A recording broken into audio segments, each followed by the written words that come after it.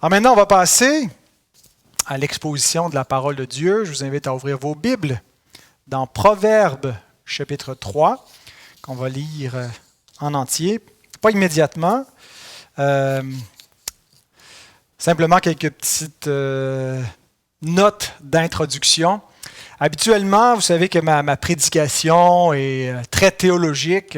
Ça arrive qu'on me reproche qu'elle est trop théologique. Mais donc, tendance à prêcher beaucoup l'Évangile. Et je ne m'en excuse pas. Je pense que c'est important, que c'est ce qui devrait être le centre de la prédication. Parler beaucoup dans mes messages, à être orienté beaucoup sur l'éternité, moins sur la vie de tous les jours. Mais ce message va faire exception, puisque c'est une prédication qui se veut pratico-pratique. En fait, l'idée m'est venue après avoir reçu un message cette semaine d'une personne sur Facebook qui m'a écrit, et j'aimerais vous lire ce que cette personne me dit. Donc, cette personne me dit « Je t'écris car j'ai énormément besoin d'aide. Je souffre beaucoup mentalement en ce moment et je me laisse beaucoup emporter par mes émotions. Je ne prie peut-être pas de la bonne façon ou ma foi est brisée par la colère que j'ai en moi. Je me laisse emporter par les événements qui arrivent en ce moment partout dans le monde. J'aimerais pouvoir trouver la paix et pouvoir contrôler mes émotions. As-tu des conseils à me donner? » Alors, lorsque j'ai lu ce message, j'ai répondu brièvement un paragraphe, mais comme j'avais à cœur de donner de meilleurs conseils, en fait, je me suis inspiré de cette question, de cette personne-là qui passe par un temps difficile, et je me suis dit que cette personne ne devait pas être la seule à vivre ce qui est exprimé ici, et que ça m'a inspiré finalement des conseils pratiques pour survivre à la pandémie. Alors, ce n'est pas tant la survie physique là, pour éviter d'avoir la COVID. Je laisse ça aux autorités sanitaires qui nous ont donné toutes sortes de moyens pour ne pas contracter ce virus, mais c'est plutôt comment survivre spirituellement, comment survivre psychologiquement en bonne santé pendant ces temps difficiles où on est privé de liberté, où on ne peut même pas se réunir comme Église, où on n'a pas une vie d'Église normale et on n'a probablement rien de normal dans notre vie de tous les jours, puisque tout est affecté dans tous les secteurs d'activité. Alors, comment survivre en temps de pandémie? Comment ne pas sombrer, soit dans la colère ou dans une espèce d'angoisse existentielle? Alors, voilà quelques conseils que j'ai préparés pour vous. En fait, c'est des conseils ordinaires. Des conseils qui ne s'appliquent pas seulement en temps de pandémie. Ça serait des conseils qui devraient nous servir dans la vie de tous les jours pour entretenir une meilleure hygiène de vie de façon générale et pas seulement quand vient des pandémies. J'espère donc que ce message aura une portée pratique plus grande que seulement les rares occasions où vient une pandémie. Néanmoins, on peut apprécier pendant le temps présent difficile que nous vivons d'avoir ces conseils bibliques. Certains cherchent des remèdes un peu secrets, inédits. On a l'impression que ce qui est de bagage commun, de connaissances, que ça fait plus ou moins l'affaire et qu'on aimerait avoir des choses auxquelles on n'a pas pensé. Et ça me rappelle l'attitude que Naaman avait devant le conseil que le prophète Élisée lui a donné pour guérir de sa lèpre. Vous vous souvenez donc de Naaman, qui était un chef de l'armée syrienne, qui avait entendu dire par une jeune esclave israélite qu'il y avait un homme de Dieu en Israël qui pouvait le purifier de sa lèpre. Et puis donc, il a fait un long voyage pour venir jusqu'à Élisée. Et Élisée ne s'est même pas présenté en personne. Il a envoyé son serviteur Géasi pour lui faire dire qu'il devait aller se tremper, se plonger 7 fois dans les eaux du Jourdain. Et puis, il ne trouvait pas que c'était En fait, il était fâché devant la simplicité de ce qui était proposé. Il aurait espéré qu'il vienne en personne, qu'il fasse des incantations sur sa maladie, il lui impose les mains ou fasse quelque chose d'un petit peu plus sophistiqué que lui dire « va te baigner dans les eaux du Jourdain ». Il dit que les eaux de son pays valaient encore mieux que les eaux d'Israël. Et ses serviteurs l'ont un peu exhorté, pas dire rappeler à l'ordre, mais gentiment, parce que c'était quand même leur chef. Et on lit dans 2 Rois, chapitre 5, versets 13 et 14.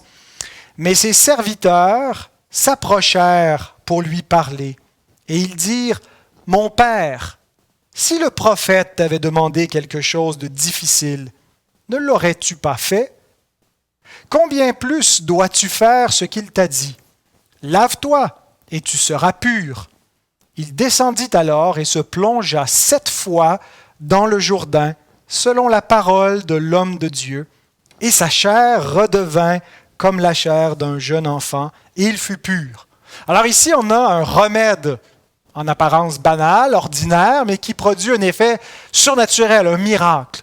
Bien, les moyens que je vais vous proposer, les conseils, il y a quelque chose de semblable. Ça ne produira peut-être pas un miracle surnaturel, mais ce sont des moyens ordinaires qui produisent des effets extraordinaires lorsqu'on les met en pratique.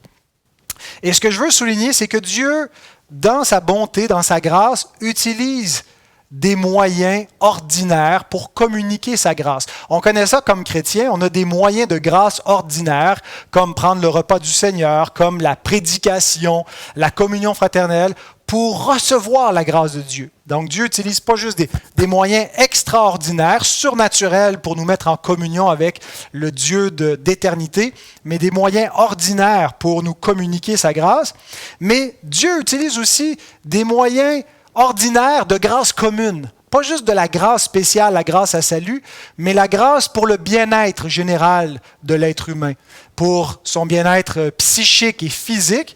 Dieu donc a donné des moyens ordinaires aux hommes qu'ils peuvent mettre en pratique. Donc, ce n'est pas seulement pour les croyants ce que je dis. Bien sûr qu'il y a des applications qui vont être plus spécifiques aux croyants parce qu'on regarde un peu tout dans l'angle spirituel quand on est un enfant de Dieu, dans l'angle de la vie éternelle, mais ces conseils que je vais donner, comme ils sont d'ordre de grâce commune, qui ne relèvent pas juste spécifiquement de l'Évangile et de la vie nouvelle, bien, ils peuvent être appliqués aussi par des non-croyants et ils sont bons, ils sont efficaces. Alors certains peut-être vont être surpris par cette introduction, même mal à l'aise en se disant, ben là, finalement, si ce sermon est aussi bon pour ceux qui périssent que pour ceux qui sont sauvés, à quoi bon l'écouter?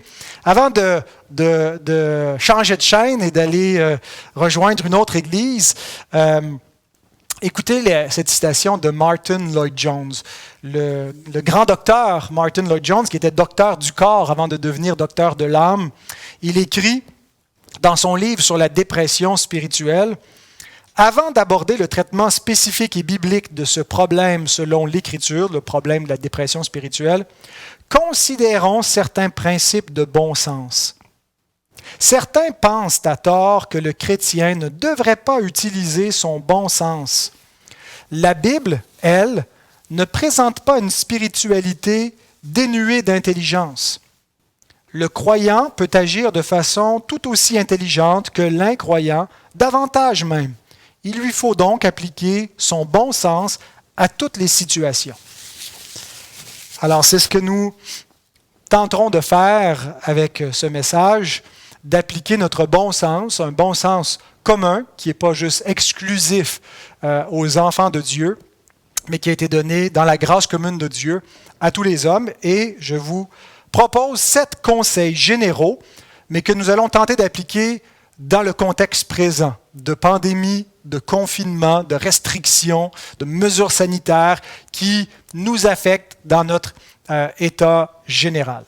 Alors, je vous invite à ouvrir vos Bibles, si ce n'est pas déjà fait, dans Proverbes chapitre 3, puisque ce sera le texte biblique qui va nous servir de base pour tirer ces conseils. Et on va le lire en entier. Donc, prenons quelques minutes pour lire Proverbes 3, 1 à 35.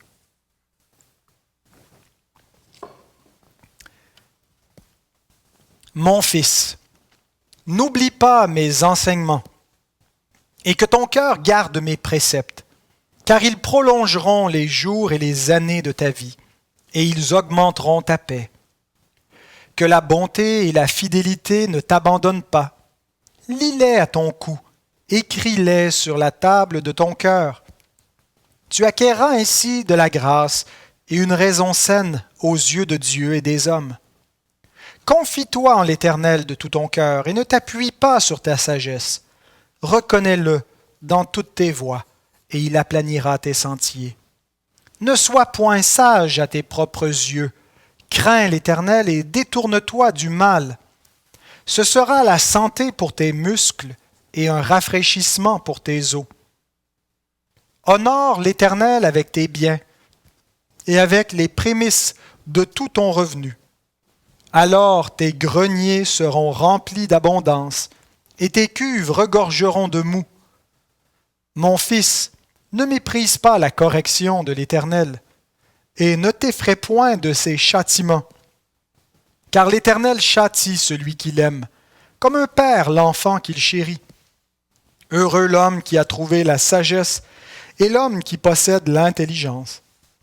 Car le gain qu'elle procure est préférable à celui de l'argent, et le profit qu'on en tire vaut mieux que l'or. Elle est plus précieuse que les perles, elle a plus de valeur que tous les objets de prix. Dans sa droite est une longue vie, dans sa gauche la richesse et la gloire. Ses voies sont des voies agréables, et tous ses sentiers sont paisibles. Elle est un arbre de vie pour ceux qui la saisissent, et ceux qui la possèdent sont heureux. C'est par la sagesse que l'Éternel a fondé la terre. C'est par l'intelligence qu'il a affermi les cieux. C'est par sa science que les abîmes se sont ouverts et que les nuages distillent la rosée. Mon fils, que ces enseignements ne s'éloignent pas de tes yeux. Garde la sagesse et la réflexion. Elles seront la vie de ton âme et l'ornement de ton cou. Alors tu marcheras avec assurance dans ton chemin, et ton pied ne heurtera pas. Si tu te couches, tu seras sans crainte, et quand tu seras couché, ton sommeil sera doux. Ne redoute ni une terreur soudaine, ni une attaque de la part des méchants, car l'Éternel sera ton assurance, et il préservera ton pied de toute embûche. Ne refuse pas un bienfait à celui qui y a droit, quand tu as le pouvoir de l'accorder. Ne dis pas à ton prochain, « Va et reviens, demain je donnerai », quand tu as de quoi donner. Ne médite pas le mal contre ton prochain lorsqu'il demeure tranquillement près de toi. Ne conteste pas sans motif avec quelqu'un lorsqu'il ne t'a point fait de mal. Ne porte pas envie à l'homme violent et ne choisis aucune de ses voies. Car l'Éternel a en horreur les hommes pervers, mais il est un ami pour les hommes droits. La malédiction de l'Éternel est dans la maison du méchant, mais il bénit la demeure des justes. Il se moque des moqueurs, mais il fait grâce aux humbles. Les sages hériteront la gloire, mais les insensés ont la honte en partage. Demandons à Dieu de bénir sa parole. Seigneur notre Dieu, nous sommes grandement reconnaissants d'avoir les Écritures, de connaître la parole du Dieu vivant et par cette parole de connaître Dieu lui-même. Nous te louons et te remercions, notre Dieu, de t'être révélé et de nous avoir donné l'Esprit Saint pour pouvoir vivre de cette révélation, vivre de toute parole qui sort de la bouche de Dieu, parce que tu nous as donné la foi pour saisir cette parole de vérité et pour croire et pour comprendre. Et on te demande encore de nous aider à être éclairés dans notre saine intelligence par ton esprit et ta parole vivante. Que nous puissions, Seigneur, non seulement entendre, comprendre, mais aussi désirer mettre en pratique et obéir à cette parole, puisque ta parole nous dit que si on fait juste écouter sans y obéir, sans pratiquer, Seigneur, ça ne sert à rien. Et Seigneur, on ne veut pas commettre cette folie, mais mettre en pratique ta parole et ses conseils pratiques Seigneur, dans notre vie. Viens-nous en aide, Seigneur, on en a besoin. Au nom de Christ, Amen. Alors bien sûr, selon texte que nous avons lu, je ne pourrais pas commenter tout ce qui est contenu. Ce n'est pas une exposition textuelle stricte que je vais faire. J'ai regroupé par thème des conseils pratiques en m'inspirant principalement des versets qui sont là, et donc certains plus que d'autres, mais aussi de d'autres passages bibliques qui mettent de l'avant ces thèmes pour garder une vie saine et non seulement survivre à la pandémie, mais avoir une hygiène de vie qui nous permet une vie saine, une vie heureuse et épanouie devant Dieu. Et certains peut-être reconnaîtront quelque chose que vous avez déjà lu quelque part, parce qu'effectivement, je recycle mon vieux matériel. Je me suis inspiré du chapitre 10 du côté obscur de la vie chrétienne, où j'avais ces préceptes, c'est même préceptes, mais que j'ai un peu retravaillé et remédité dans l'angle de ce que nous vivons actuellement. Alors, vous me pardonnerez un peu cette reprise, mais qui soit, je l'espère, adaptée et utile pour nous tous. Alors, le premier conseil est le suivant: garde les commandements de Dieu. Dans notre vie, puisque nous sommes des pécheurs, nous avons le péché rémanent et que le péché consiste à transgresser la loi de Dieu, bien, nous sommes toujours tentés de transgresser la loi de Dieu. Mais je dirais qu'il y a des situations dans notre vie où la tentation est exacerbée, est plus vive, plus intense. Et peut-être dans ces moments-là de confinement, la tentation peut être plus grande. On dit que l'oisiveté est mère de tous les vices.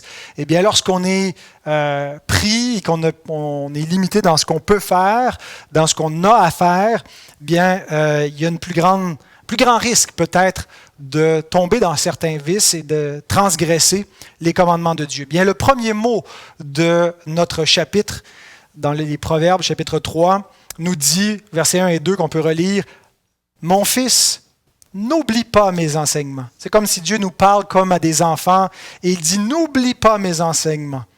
Et que ton cœur garde mes préceptes, car ils prolongeront les jours et les années de ta vie, et ils augmenteront ta paix. » Ils augmenteront ta paix.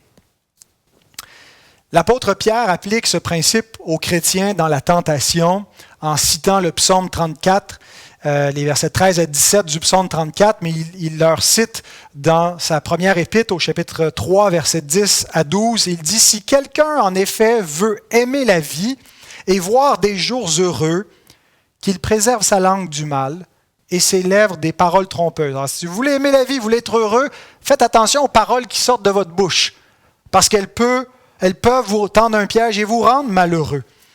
Qu'il s'éloigne du mal et fasse le bien, qu'il recherche la paix et la poursuive. Ce n'est pas juste de la chercher un petit peu, c'est de la chercher comme une proie en poursuivant la paix avec les autres. Car les yeux du Seigneur sont sur les justes et ses oreilles sont attentives à leurs prières, mais la face du Seigneur est contre ceux qui font le mal. Autrement dit, même pour des pécheurs régénérés, ce n'est pas que la face de Dieu va être contre nous dans un sens de malédiction, mais que Dieu va nous châtier comme un père fidèle, comme il est dit dans le Proverbe 3 qu'on a lu en entier, que la correction de Dieu, ne la crains pas, mais en même temps, ne perds pas courage quand Dieu te reprend. Et Dieu peut tourner sa face contre nous si on se met à transgresser les commandements et nous retirer cette joie, cette paix qu'il accorde à ceux qui lui obéissent. Alors, sachez ceci, vous ne pouvez pas être heureux en péchant. En particulier pour ceux qui sont enfants de Dieu, l'enfant de Dieu ne peut plus se complaire dans le péché. Il est malheureux dans le péché. Il est vrai que par moments, le péché nous apporte une jouissance. L'Épître aux Hébreux nous parle de la jouissance du péché, mais comme d'une jouissance qui est brève, qui est temporaire, qui est très, très, très passagère et qui ne nous laisse pas dans un repos, qui ne nous laisse pas avec quelque chose de bon, qui se transforme vite en amertume, qui laisse un arrière-goût amer et une tristesse. La tristesse selon le monde qui mène à la mort. La tristesse, selon Dieu, mène à la repentance. Quand Dieu nous châtie, qu'on est triste, on se repent puis on retrouve la joie. Mais le péché, donc, ne produit pas cette joie, il ne laisse que l'amertume. Alors parfois, on est comme tenté par notre bouche ou par notre corps ou de toutes sortes de façons de satisfaire nos convoitises et de pécher. Eh bien, sachez qu'il n'y a pas d'assurance sans obéissance et il n'y a pas de joie sans observer la loi.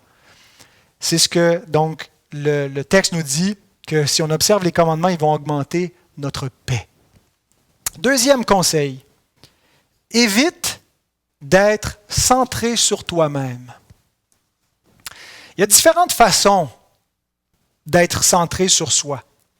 Une des façons, celle qui est présentée dans le Proverbe 3, c'est au verset 5 à 7, c'est en étant sûr de soi, une espèce de confiance imbue en soi-même, confiance dans nos propres opinions, dans nos propres perceptions, et donc être centré sur soi de cette façon-là. Il est dit, confie-toi en l'Éternel de tout ton cœur et ne t'appuie pas sur ta sagesse, reconnais-le dans toutes tes voies, et il aplanira tes sentiers. Ne sois point sage à tes propres yeux, crains l'Éternel et détourne-toi du mal. Il y a une chose qui est certaine, c'est qu'on ne devrait pas être trop certain de soi. Notre cœur et notre raison sont trompeurs. Et il y a vraiment un danger de nous enfermer dans nos propres idées, dans nos propres opinions. L'idée n'est pas de devenir irrésolu, de toujours douter parce qu'on n'a pas confiance en soi-même et qu'on est incapable de prendre des décisions, qu'on doute de tout, mais d'être capable de se remettre en question, d'avoir un sain scepticisme face à soi-même, de ne pas avoir des opinions tellement fermes et inflexibles qu'on ne peut pas se remettre en question, mais se remettre en question devant Dieu, réfléchir à ce qu'on entend, remettre en question la parole des hommes, écouter, observer, questionner, plutôt que de juste se cantonner dans nos idées, comme je vois des gens donc en ce moment qui ont une lecture là, noir et blanc de ce qui se passe et qui, je pense, ont des ornières. À mon avis, certains se trompent et ils finissent par être entraînés dans des opinions trompeuses parce qu'ils sont incapables de se remettre en question et d'être un peu plus objectifs avec eux-mêmes et avec leur perception. La confiance aveugle dans l'homme est un piège. Imaginez de faire confiance aveuglément à une personne, de suivre tout ce qu'elle dit, tout ce qu'elle nous commande. Eh bien, la confiance aveugle en soi est aussi un piège. Mais une autre façon d'être centré sur soi-même, c'est pas seulement d'être sûr de soi, mais c'est aussi en s'apitoyant sur soi et en s'écoutant soi-même. Certains sont malheureux en ce moment et même de façon générale dans la vie parce qu'ils s'écoutent trop eux-mêmes. Ils écoutent leur état d'âme, ils écoutent leurs pensées, ils sont dans l'apitoiement.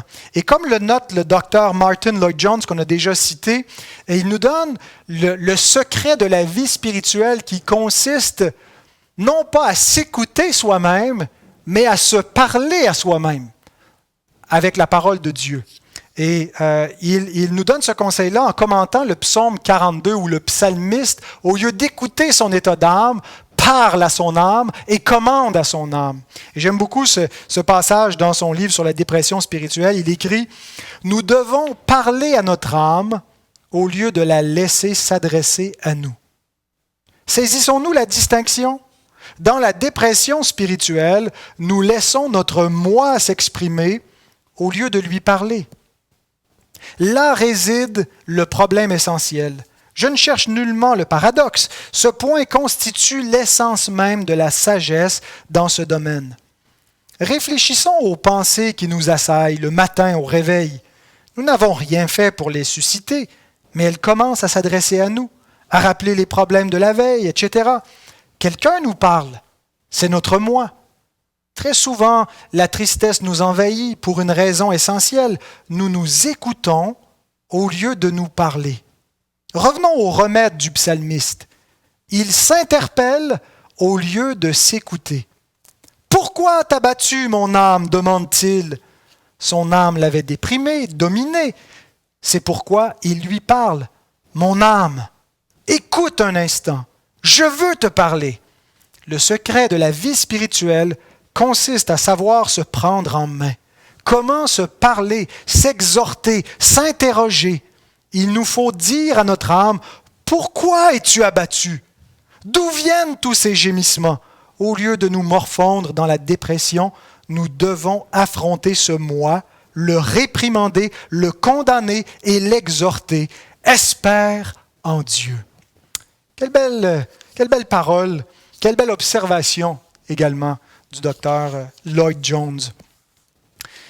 Et quand on parle à notre âme, c'est pas juste là, de lui parler avec beaucoup de douceur. Je pense qu'il y a un moment où il faut lui parler dans le casse, prendre notre âme par la cravate et lui commander avec la parole de Dieu. Alors, si vous avez tendance à la déprime, à l'apitoiement, eh bien, au lieu de vous écouter, parlez-vous à vous-même pour éviter d'être centré sur vous-même, sur votre état, sur ce que votre âme vous raconte. Parlez-lui avec la parole de Dieu et exhortez-vous et prêchez-vous à vous-même. Mais une autre façon aussi d'être centré sur soi, qui est mauvaise, qui est toxique, c'est en vivant pour soi et en cherchant son propre intérêt.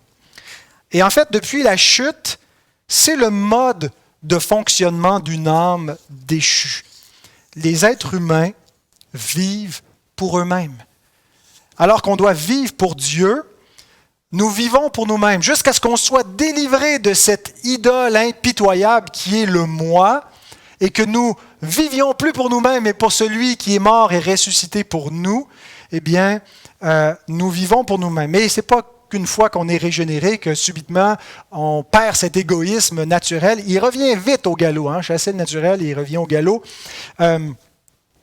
Et donc, il faut prendre conscience qu'il n'y a pas de meilleure façon d'être plus insatisfait dans la vie que d'être égocentrique, de vivre pour soi, de chercher son intérêt, de vouloir amener les gens à être centrés sur nous. Ça ne satisfait pas. Écoutez les paroles de Jonathan Edwards, un autre sage de notre tradition réformée. Il écrit « Si tu es égoïste et que tu fais de toi-même et de tes propres intérêts ton idole, Dieu te laissera à toi-même et te laissera rechercher ton propre intérêt autant que tu le peux. Mais si tu ne cherches pas égoïstement ce qui te plaît et que tu cherches l'avantage de Jésus-Christ et l'avantage des êtres humains autour de toi, alors Dieu se chargera lui-même de ton intérêt et de ton bonheur, et il est infiniment plus apte que toi pour y pourvoir. Ainsi, ne pas vivre pour soi d'une manière égoïste est la meilleure façon de chercher son propre bonheur d'une meilleure manière. Il s'agit du chemin le plus direct que tu puisses prendre vers un bonheur assuré. Il y a un grand sage qui a dit un jour qu'il y a plus de bonheur à donner qu'à recevoir. C'est notre Seigneur qui a dit ces paroles-là. Et donc, ne cherchons pas qu'est-ce qu'on peut recevoir, qu'est-ce qu'on peut attendre des autres en ce moment, mais qu'est-ce qu'on peut donner, qu'est-ce qu'on peut offrir. Soyez pas dans une attitude passive d'attente, mais active de don. Donnez-vous vous-même, donnez de votre temps, investissez et vous allez trouver plus de joie. En fait, vous n'allez pas perdre en vous appauvrissant en donnant quelque chose, vous allez recevoir plus de joie, plus de bonheur, plus de paix en agissant ainsi qu'en étant centré sur vous et en attendant que les autres vous comblent. Donc, une façon concrète de se décentrer de soi, c'est d'entretenir des relations saines, et c'est mon troisième conseil, entretiens des relations saines. Alors, une chose que la pandémie nous a montré, c'est que nous sommes des êtres grégaires, c'est-à-dire qui ont besoin du reste du troupeau pour leur protection, pour leur joie. On n'est pas fait pour vivre seul. On écoutait pendant le temps des fêtes, Caroline et moi, avec les enfants, le film Seul au monde. On voulait leur montrer un peu ce classique moderne. Seul au monde, là, où cet homme est isolé pendant 3 années sur son île, avec personne, pas vis-à-vis, hein, et puis son seul vis-à-vis devient un ballon qu'il personnalise comme avec un visage humain. Le besoin de l'être humain de voir ses semblables, d'avoir des gens avec qui parler, des gens qui écouter. Et donc, en ce moment, on est restreint, on est limité. L'Église ne peut pas se réunir, on ne peut pas s'intervisiter. On nous donne des permissions pour les gens seuls de se visiter avec une autre personne seule. Et c'est pénible et c'est souffrant. On a besoin de socialiser et donc, si on n'en était pas au courant, il y en a qui en ont moins besoin, d'autres plus, mais je pense qu'on a tous besoin d'avoir des gens. Et donc, les relations sont essentielles. Dieu nous a créés comme ça. Nous sommes des êtres relationnels, des êtres grégaires. Les relations sont une source de joie, dans la mesure où elles sont saines, où elles sont bonnes. Parce que les relations peuvent aussi être mauvaises, peuvent être toxiques, peuvent être une source de tristesse. Vous savez que les relations sont compliquées. Les relations familiales, parfois, sont compliquées. Il peut être survenu des événements dans nos relations qui ont brisé des liens, qui ont compliqué la communication. Toutes sortes de choses qui entrent en ligne de compte avec notre propre famille, avec les gens qui sont naturellement les plus proches, mais avec qui il y a un froid. Les relations dans l'Église, les relations entre chrétiens sont compliquées. Comme on est facilement froissable et irritable dans l'Église, nos attentes envers les gens dans le royaume sont plus élevées et c'est complexe. Et en ce moment, il y a un danger donc de se confiner loin des autres, de se négliger les uns les autres, ou quand on a vécu des tensions, des difficultés dans nos relations, de s'isoler, de ne pas faire d'efforts pour entretenir ou réparer des relations saines pour ce qui est de notre ressort, pour ce qu'on a à faire pour garder de bonnes relations. Souvent dans nos relations, quand elles sont source de tristesse, de souffrance, notre perception, c'est que le problème, c'est les autres. Le problème, c'est ce que les autres nous ont fait ou ne nous ont pas fait. C'est nos attentes face aux autres. Bien, une chose qu'il faut comprendre pour être heureux dans nos relations, c'est qu'on ne peut pas changer les autres. On ne peut pas les convaincre de notre opinion. Ils ne verront pas le monde comme on le voit. Ils ne verront pas la situation comme on la voit. Et Jésus veut nous amener dans le Sermon sur la montagne, non pas à chercher le problème des autres pour le changer, mais d'abord à regarder notre propre problème. Oui, les autres ont leurs problèmes. Mais oui, ils vous ont peut-être fait des torts ou des négligences, mais attardez-vous pas à ça. Regardez d'abord la poutre qui est dans votre œil et qu'est-ce que vous pouvez changer pour améliorer vos relations. Donc, vous ne contrôlez pas les autres, vous ne pouvez pas changer les autres, mais vous exercez un certain contrôle sur vous-même. Et c'est à cela qu'on est appelé, à travailler sur soi. Écoutez encore le Proverbe 3, versets 29 à 31.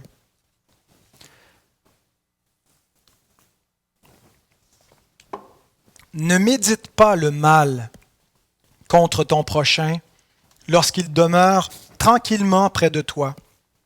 Ne conteste pas sans motif avec quelqu'un lorsqu'il ne t'a point fait de mal. Ne porte pas envie à l'homme violent et ne choisis aucune de ses voies. On peut donc en vouloir aux gens pour ce qu'ils nous ont fait, mais j'ai l'impression, et je vais parler aux gens de notre Église, que si il vous arrive d'en vouloir à des personnes dans l'Assemblée, je présume que la plupart du temps, ce n'est pas à cause de ce qu'on vous a fait, parce qu'on aurait parlé mal ou qu'on vous aurait offensé ou froissé d'une quelconque façon. Ça peut arriver, mais que c'est plutôt à cause de ce qu'on n'a pas fait envers vous, des attentes qu'on a. Et regardez la mise en garde qui est dit ici, de faire attention de ne pas méditer le mal lorsque l'autre demeure tranquille auprès de nous. Il ne nous a pas vraiment rien fait, et il n'est peut-être pas venu nous voir, il n'a peut-être pas répondu à nos attentes, mais il ne nous a rien fait, il demeure tranquille. Ne conteste pas sans motif avec quelqu'un lorsqu'il ne t'a point fait de mal. Oui, mais les gens ne m'appellent pas. Les gens ne me visitent pas. Les gens m'ont abandonné. Peut-être que c'est tout vrai. Peut-être que c'est vrai que tu es seul, tu n'as pas de visite, tu n'as pas d'appel, et il y a des raisons d'être triste, puis l'Église peut être blâmable. La question que je veux te poser, c'est toi, qu'est-ce que tu fais? Qui as-tu appelé? On peut blâmer les gens jusqu'à demain matin, mais qu'est-ce que nous faisons, nous? Nous avons chacun une responsabilité dans nos relations. qu'est-ce que nous faisons pour les entretenir? Parce que les relations, il faut les entretenir. Donc, il y a quelque chose à faire. On ne peut pas juste attendre qu'elles s'entretiennent tout seul. Une relation, ça se vit à deux. Et donc, on a chacun quelque chose à faire. Il faut être proactif. Prends le téléphone, appelle, invite, visite dans les limites qui nous sont permis. Mais nous avons tous, et en ce moment, je veux encore m'adresser spécifiquement à l'Assemblée réformée baptiste de Saint-Jérôme. Frères et sœurs, nous avons tous une responsabilité dans une vie d'Église en confinement. C'est pas juste mon travail d'appeler tout le monde, et je suis un piètre pasteur pour le faire. J'arrive pas à appeler tout le monde, et je m'en excuse. Mais je pense aussi que c'est pas juste ma job. C'est votre job également. C'est notre devoir de veiller les uns sur les autres. La vie d'Église ne se limite pas à un culte en commun. Si votre vie d'Église n'est que d'assister à un culte, en ce moment virtuel, ou de venir à l'Église quand c'est possible, et que vous n'avez aucune relation avec le reste du corps de Christ, il y a un problème. Vous ne vivez pas la vie d'Église comme Christ le veut. C'est une désobéissance. Peut-être vous êtes timide, peut-être c'est difficile. Vous devez faire quelque chose pour changer cela.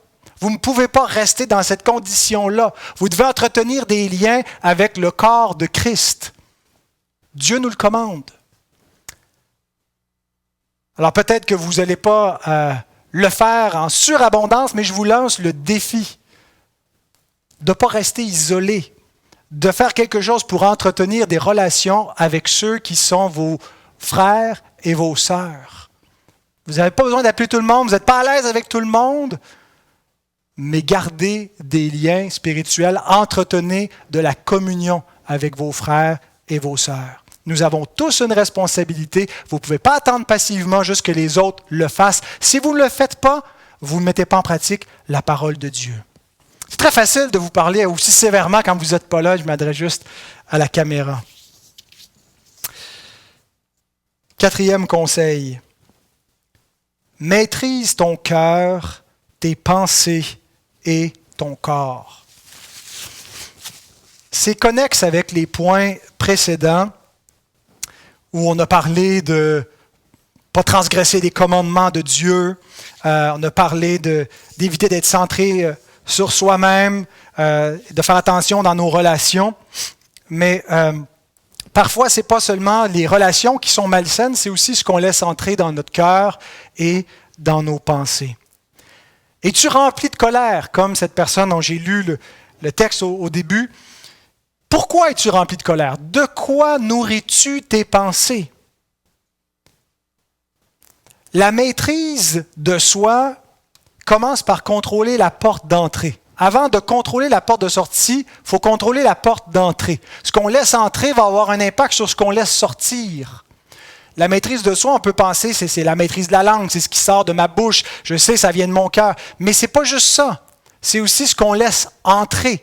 C'est maîtriser ce qu'on regarde, de quoi on nourrit notre pensée, notre intelligence.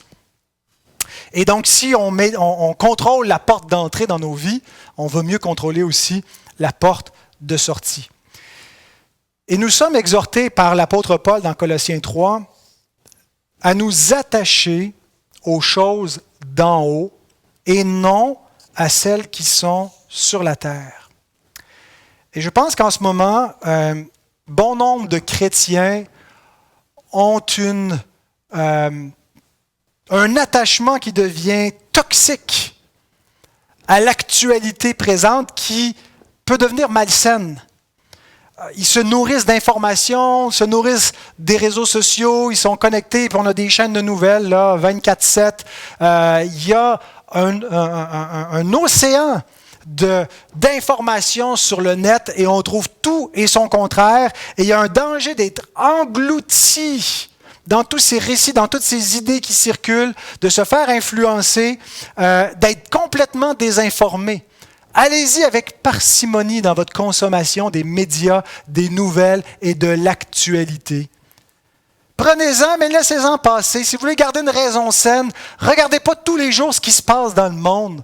Les bouleversements aux États-Unis, puis la politique, puis le vaccin, puis tout le tralala, vous avez besoin de prendre un recul et de concentrer vos pensées sur des choses supérieures à ce qui se passe dans le monde, c'est-à-dire les choses d'en haut. J'ai lu un post Facebook qui m'a interpellé, qui m'a encouragé, avec lequel je suis d'accord cette semaine. C'était celui de mon ami, le pasteur Vincent Lemieux de Rouyn-Noranda, qui nous donne 10 signes qui démontrent que l'intérêt suprême d'un chrétien n'est plus le Christ, mais la politique. Parce qu'il y a beaucoup de tensions en ce moment avec les récentes élections américaines, avec la situation mondiale, les confinements, les autorités, les excès à gauche, à droite, et puis les positionnements que les chrétiens prennent face à tout cela, parfois avec vraiment une attitude belliqueuse face à ceux qui divergent d'opinion, des gens qui sont très militants sur les réseaux. Donc, peut-être que pour vous, là, ce que je dis, ça n'a pas d'impact parce que vous n'êtes pas connectés, mais je suis certain qu'il y a un bon nombre d'entre vous qui savaient de quoi je parle et qui avaient en tête des choses que vous avez lues, des gens et des attitudes comme ça très rigides. Et j'aimerais vous lire ces 10 signes qui démontrent que votre intérêt n'est pas à la bonne place, si ça vous caractérise. Donc, le chrétien qui mentionne plus régulièrement le nom des ministres que celui du Christ. Deuxièmement, il se sent justifié d'injurier publiquement les autorités supérieures que Dieu lui-même a mises en place. Troisièmement, il croit que la meilleure chose qui pourrait arriver est un changement social et politique drastique. 4. Il essaie davantage de convaincre les gens de leur position politique et médiatique que de leur urgent besoin du Sauveur. 5. Il lit plus les nouvelles que la Bible. 6. Il s'offusque davantage de la privation de ses droits et libertés que du dénigrement de la gloire et des droits de Dieu. 7. Il se sent supérieur aux frères et sœurs qui ne comprennent pas et n'interprètent pas les événements comme lui. 8. Il a plus de points en commun dans ses discussions avec les gens de même position politique qu'avec ses frères et sœurs en Jésus-Christ. 9. Il trouve plus de plaisir dans les discours politiques que dans les prédications de l'Évangile. Et 10. Il espère et travaille davantage à la vérité médiatique qu'à la proclamation de celui qui est le chemin, la vérité et la vie. Je me suis déjà confessé qu'il y a quelques années, ça me caractérisait ce qui est décrit ici, où j'étais dans la blogosphère, des blogs qui discutaient d'économie, de politique, de culture, et puis j'étais parfois plus zélé à militer pour une idéologie politique que pour l'Évangile. Et je rends grâce à Dieu qu'il m'a ramené à un amour pour la parole, un amour pour la théologie et la prédication de l'Évangile. Et vraiment, il y a un danger. On devient ce dont on se nourrit. Si vous vous nourrissez constamment de tout ça, étonnez-vous pas que votre intérêt soit là. Étonnez-vous pas que vous ayez peu d'intérêt pour la Bible, pour la prédication de la parole de Dieu, pour les choses du royaume, si vous vous entretenez de cela. Ce dont on s'entretient nous impacte, nous change, nous façonne. Alors, maîtriser ses pensées commence à faire attention à ce dont on laisse entrer en nous. Mais c'est aussi, bien entendu, garder les passions en bride. Un des mensonges du monde, c'est que notre épanouissement dépend du libre cours que nous donnons à nos désirs et à nos passions. Aucune raison de refouler nos passions parce qu'on a rejeté cette conception chrétienne et biblique de l'homme qui est un être pécheur et donc qui a des mauvais désirs qui doivent être réprimés. Non, tant et aussi longtemps qu'on n'agresse personne, tous nos désirs sont bons puis on peut les satisfaire sans problème et c'est comme ça qu'on va s'épanouir. Bien, l'Écriture nous dit en fait que ce n'est pas vraiment ce qui va arriver. Si on donne libre cours à nos passions, on va devenir esclaves et malheureux. 1 Pierre 2, 11. Bien-aimés, je vous exhorte comme étrangers et voyageurs sur la terre à vous abstenir des convoitises charnelles qui font la guerre à l'âme. J'attire votre attention sur cette dernière phrase. Les convoitises charnelles, qu'est-ce qu'elles font? La guerre à l'âme. elle guerroie contre notre âme, elle la rend captive, elle la rend malheureuse, elle l'assaille de mauvais désirs que lorsqu'on les satisfait, on n'est plus malheureux. Donc, la maîtrise de soi, c'est de ne pas se laisser aller à nos passions, que ce soit dans le domaine de la sexualité. Et même quand on est marié, c'est pas comme si on donne libre cours à une sexualité. Il faut apprendre, qu'on soit marié, célibataire, peu importe le stade de notre vie, à maîtriser ce domaine-là de notre existence, à glorifier Dieu par notre maîtrise de nous-mêmes au niveau de la sexualité. Le manger et le boire. C'est tentant quand on s'ennuie, là, on rouvre le frigidaire et on grignote, puis on grignote, puis on grignote. On mange nos émotions quand on est triste ou angoissé. Maîtriser le manger et le boire. J'ai proposé à l'Assemblée en début d'année de prendre une journée de jeûne par semaine. Ça peut être jeûner un dessert, ça peut être jeûner un repas complet, ça peut être jeûner toute la journée, d'y aller progressivement, mais d'inclure la pratique du jeûne pour, entre autres, maîtriser nos appétits plutôt que d'être maîtrisé dès qu'on a un désir, dès qu'on a un peu d'appétit. Certains m'ont dit qu'ils ont adopté cette pratique-là plutôt en s'abstenant pour un mois de prendre de la boisson. Aucun breuvage alcoolique pendant tout un mois. J'avais essayé ça l'an dernier, j'ai recommencé aussi cette année, de faire un mois complet. Le monde nous propose ça. La société voit qu'il y a un problème avec l'alcoolisme et dit on va faire 4 semaines, 28 jours sans boire. Alors si les gens du monde sont capables de considérer que c'est une bonne chose de développer cette maîtrise, à combien plus forte raison les enfants de Dieu devraient pratiquer des abstinences volontaires, momentanées, mais d'être capables de dire, OK, pour un temps, je m'en prive. Pourquoi? Pour maîtriser mes désirs, pour juste apprendre à ma chair, c'est qui est le boss, que c'est pas elle qui me mène, mais que je suis capable donc de la priver, et puis de développer des appétits supérieurs, un goût pour quelque chose de plus grand. Puis en fait, de se priver, ça nous fait plus apprécier par la suite les choses dont on s'est privé momentanément. Donc, pendant le confinement, pendant cette privation de liberté, ne vous laissez pas entraîner par vos désirs à surmanger et boire, mais maîtrisez-vous. Faites attention aussi à la dépense de l'argent, à l'utilisation du temps. Soyez pas oisifs sur les réseaux sociaux, sur les écrans, à perdre du temps dans des films. Mais occupez-vous d'une façon intelligente en rachetant le temps. Faire attention à la maîtrise des pensées, à ne pas se laisser avec des pensées obsessionnelles qui... Je sais que parfois on peut avoir des troubles qu'on ne contrôle pas, mais je pense qu'une raison saine, quand on pratique tout cela, qu'on apprend à maîtriser nos passions jeunes, bien on risque moins de développer ces obsessions-là, ces troubles qu'on n'arrive pas à maîtriser. 5e conseil, cultive ton âme. Nous ne pouvons pas penser que notre âme va être en bon état si on ne fait rien. Voyez l'âme comme le jardin d'Éden. Dieu a créé un magnifique jardin en Éden, mais il a quand même donné un mandat à l'homme de le garder et de le cultiver.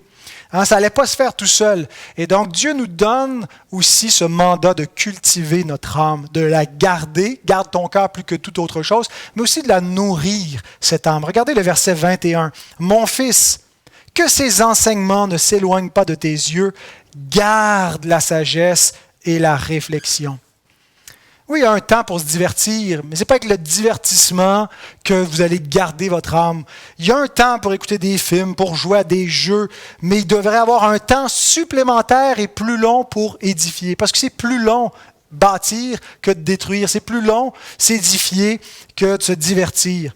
Et vous savez, cultiver son âme, c'est un petit peu comme avec la nourriture. Je racontais là, quand je commençais à prêcher ici que quand j'ai connu ma femme, je Je mangeais à l'époque là, du beurre d'arachide sucré. Et dans leur famille, eux, ils avaient du beurre d'arachide naturel, là, sans sucre, juste des arachides. Et c'était fade. Ça n'avait pas j'appréciais pas cela. Mais la présence de ma femme dans ma vie a amené donc de changer un peu mes habitudes alimentaires. Et avec le temps, ce beurre d'arachide que je trouvais fade, ben, j'ai commencé à détecter des goûts que j'avais un peu comme perdus parce que le sucre, finalement, venait engourdir mes papilles et de finir par apprécier des choses qui, à première vue, n'étaient pas savoureuses. C'est un petit peu comme une prédication réformée. Quand on est habitué là, à des pep talks, puis au début, on entend une prédication réformée, on se dit, ben, c'est bien dole, le gars, il est là derrière la tribune, il bouge pas, il fait rien. Mais à la longue, on se dit, ah non, il y a quelque chose de plus substantiel, de plus nourrissant, puis on y prend goût. Eh bien, quand on devient plus raffiné avec le temps, on désire plus les bonbons, les friandises d'autrefois. Hein, on veut de la qualité.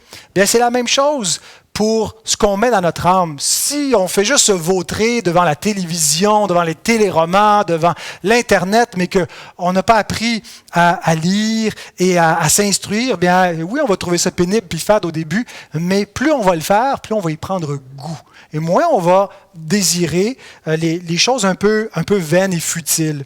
Alors, comment est-ce qu'on cultive notre âme? Bien, de la lecture.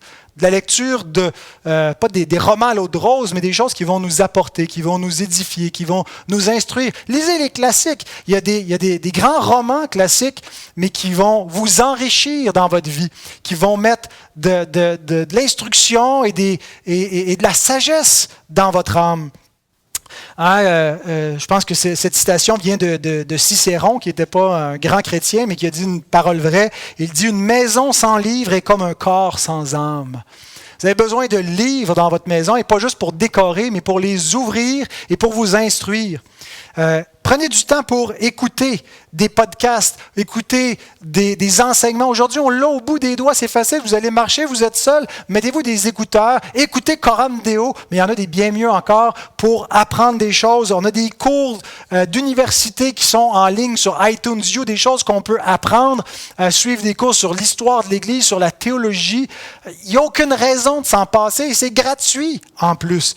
Il y a des formations qui sont offertes pour approfondir la parole de Dieu. On vous les offre à des prix dérisoires. Alors, il faut cultiver votre âme et pas juste la divertir. 6e conseil, reste en bonne santé.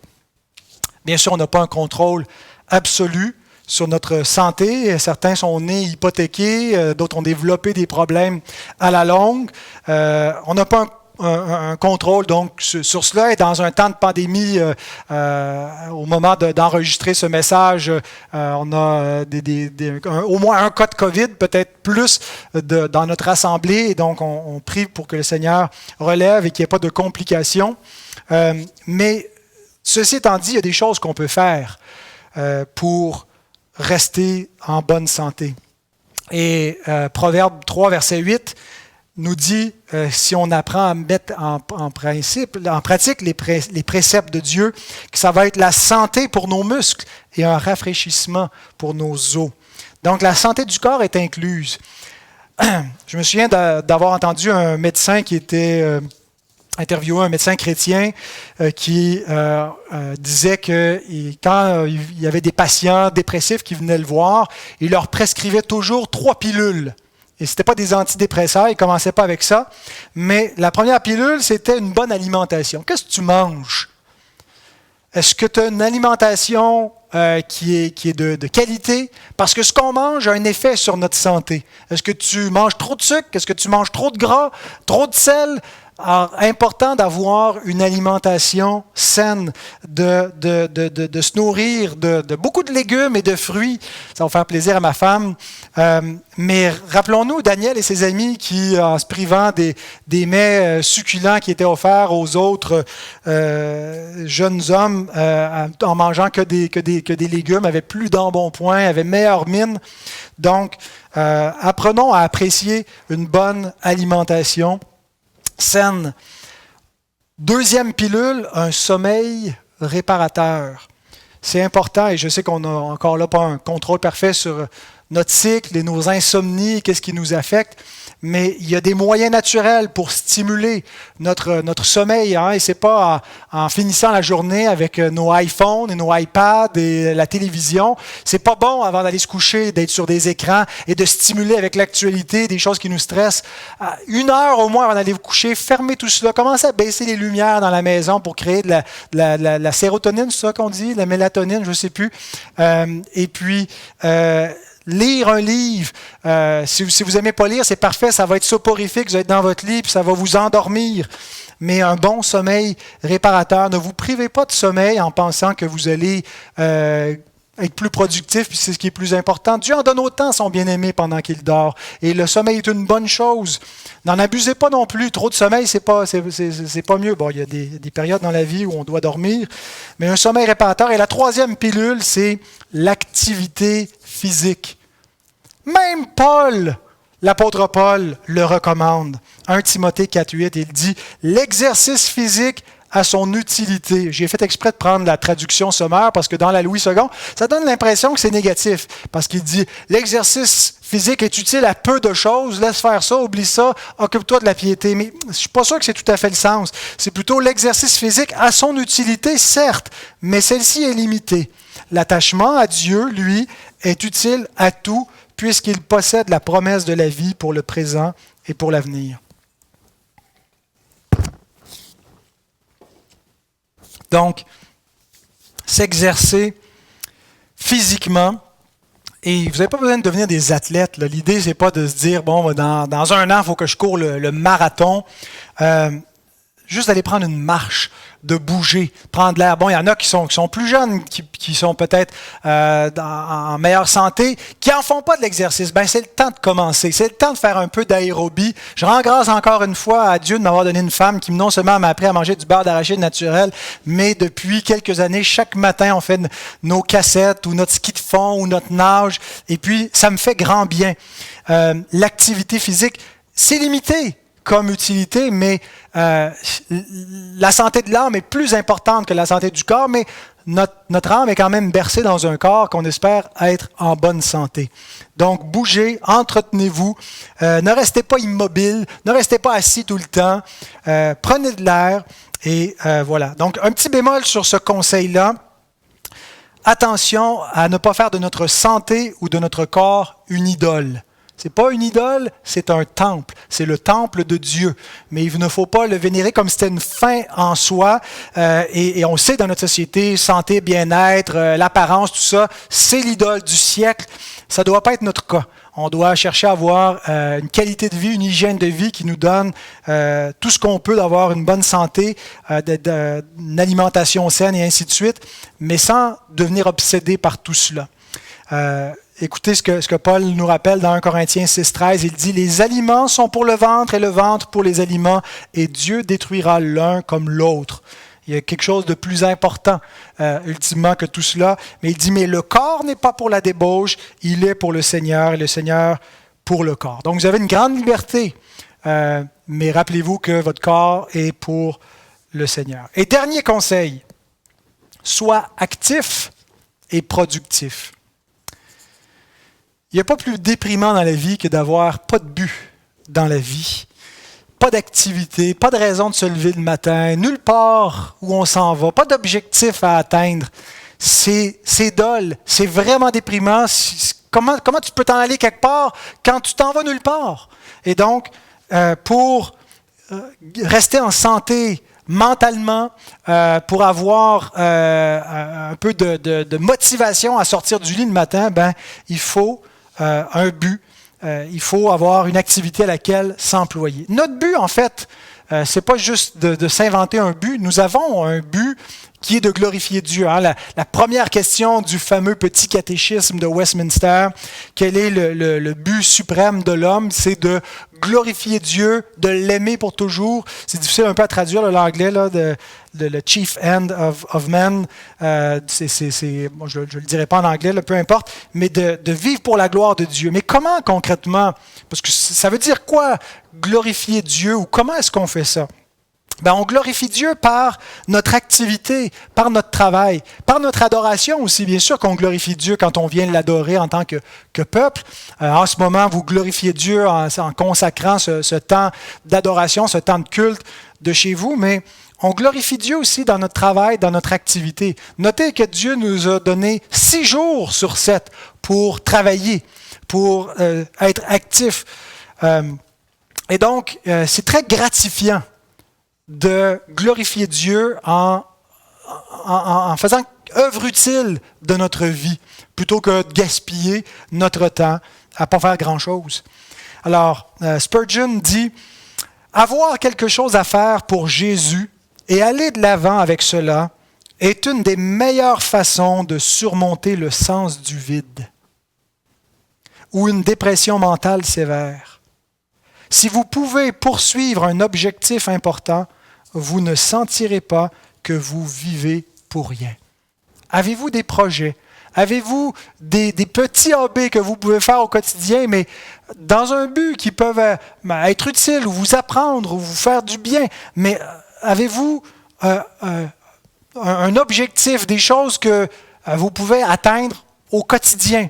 Et certains d'entre nous, c'est plus facile, ont peut-être une mission plus déterminée, un ministère à remplir, une vocation spécifique, l'appel de Dieu est clair. Pour d'autres, ils ne savent pas trop qu'est-ce que Dieu attend d'eux.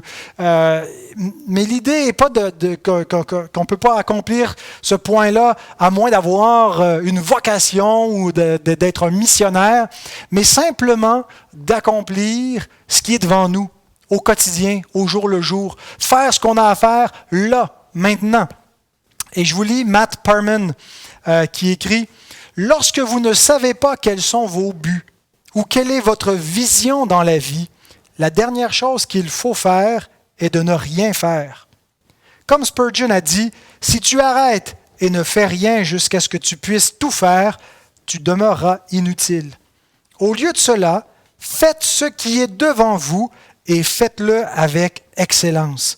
Il s'agit souvent du chemin à suivre pour identifier ce que vous devriez faire ou au moins pour vous offrir des opportunités qui vous aideront à trouver plus de clarté. » Alors faites ce qui est devant vous. La maison est à l'envers, vous ne savez pas quoi faire, faites donc le ménage. Allez prendre une marche, essayez de visiter quelqu'un, prenez le téléphone, occupez-vous.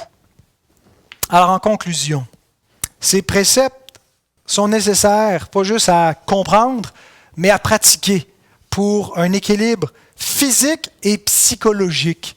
Et je sais que ce mot-là, des fois, chatouille les oreilles évangéliques, mais je l'emploie plus dans son sens étymologique. Ça vient du mot psyché en grec qui veut dire âme. Nous sommes corps et âme. Nous avons besoin d'une santé corporelle, physique, et d'une santé spirituelle de l'âme, psychologique. Et donc, on doit pratiquer ce que nous avons entendu. Ce sont des choses ordinaires, simples, mais qui auront un effet extraordinaire. Et laissez-moi vous lire comment Salomon décrit ces effets dans les versets 2, 13, 17, 18, 23 et 24 de notre chapitre 3. Il dit « Ils prolongeront les jours et les années de ta vie, et ils augmenteront ta paix. » Alors, longévité et paisibilité. Heureux l'homme qui a trouvé la sagesse. Félicité, joie, bonheur quand on a la sagesse. Ses voies sont agréables et tous ses sentiers sont paisibles. Elle est un arbre de vie pour ceux qui la saisissent et ceux qui la possèdent sont heureux. Verset 23, « Alors tu marcheras avec assurance dans ton chemin et ton pied ne heurtera pas. Si tu te couches, tu seras sans crainte et quand tu seras couché, ton sommeil sera doux. » Alors voilà nos 7 conseils pour survivre à la pandémie, au confinement. J'aimerais que nous allions immédiatement en prière, là où vous êtes.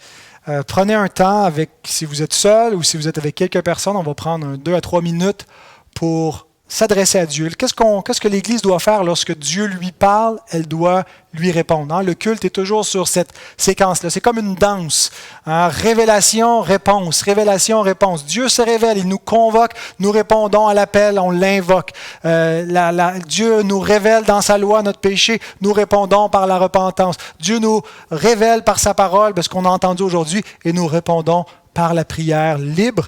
Et je vais introduire ce temps de prière avec une dernière lecture biblique tirée de 1 Thessaloniciens 4, 1 à 12, et après quoi nous prierons. Au reste, frères, puisque vous avez appris de nous comment vous devez vous conduire et plaire à Dieu, et c'est là ce que vous faites, nous vous prions et nous vous conjurons au nom du Seigneur Jésus de marcher à cet égard de progrès en progrès. Vous savez en effet quels préceptes nous vous avons donnés de la part du Seigneur Jésus. Ce que Dieu veut, c'est votre sanctification. C'est que vous vous absteniez de la débauche. C'est que chacun de vous sache posséder son corps dans la sainteté et l'honnêteté, sans vous livrer à une convoitise passionnée comme font les païens qui ne connaissent pas Dieu. C'est que personne n'use envers son frère de fraude et de cupidité dans les affaires, parce que le Seigneur tire vengeance de toutes ces choses, comme nous vous l'avons déjà dit et attesté. Car Dieu ne nous a pas appelés à l'impureté, mais à la sanctification. Celui donc qui rejette ses préceptes ne rejette pas un homme, mais Dieu, qui vous a aussi donné son Saint-Esprit. Pour ce qui est de l'amour fraternel, vous n'avez pas besoin qu'on vous en écrive, car vous avez vous-même appris de Dieu à vous aimer les uns les autres. Et c'est aussi ce que vous faites envers tous les frères dans la Macédoine entière. Mais nous vous exhortons, frères, à abonder toujours plus dans cet amour et à mettre votre honneur à vivre tranquille, à vous occuper de vos propres affaires et à travailler de vos mains comme nous vous l'avons recommandé, en sorte que vous vous conduisiez honnêtement envers ceux du dehors et que vous n'ayez besoin de personne. Voilà la parole de Dieu. Répondons en prière.